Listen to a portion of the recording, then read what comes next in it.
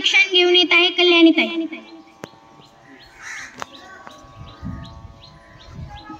मित्रांनो, मी वाचलेल्या पुस्तकाचे नाव आहे मी लाखावे। हा पुस्तक मी कालच वाचला आणि हा पुस्तक मला फार आवडला, कारण की यामध्ये एका माणसाविषयी माहिती आहे आणि त्याचं कुटुंब म्हणजे घोडा, गाय, म्हैस तसे, आणि तो त्यांना माळ राण्यावर येतो आणि तो जेव्हा त्याच्या माळ राण्यावर जातो तेव्हा तिथे काय काय असतं त्याविषयी पण यामध्ये माहिती दिली आहे। यामध्ये फक्त मराठीमध्ये नाही तर इंग्रजीमधून पण आहे आणि ते छोटे छोटेच वाक्य आहेत जेणेकरून आपल्या मित्रांना पण वाचता येईल।